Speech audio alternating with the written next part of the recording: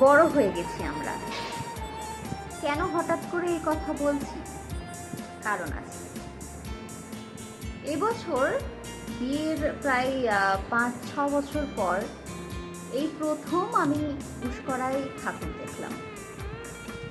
ঘুরতে বেরিয়েছিলাম, বেরিয়ে দেখি যে যে রাস্তায় আমাদের বন্ধু বান্ধবরা চারিদিকে ঘুরে বেড়াতো, সেখানটা রিপ্লেস হয়ে গেছে নতুন প্রজন্ম দ্বারা।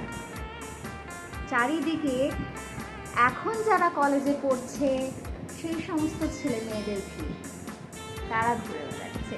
যেখানে যে জায়গাগুলোই আমরা আড্ডা মারতাম, যেমন আমার বন্ধু বান্ধবরা যারা শুনছে তারা বুঝতে পারবে, সোমদার বাড়ি, ছন্নছাড়া ক্লাব মানে বারোয়ারি তলা, এই সব জায়গাগুলোই এখন আর আমার বন্ধু বান্ধবরা নেই।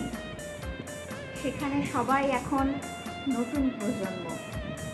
সেই বন্ধু বান্ধবদের সাথে এখন আর দেখাও হয় না, কথাও হয় না। আবার এরকমটাও হয়, হয়তো দেখা হলেও অনেকে এড়িয়ে যায়, চোখে চোখ পড়লেও চোখটা সরিয়ে নেওয়ার একটা চেষ্টা।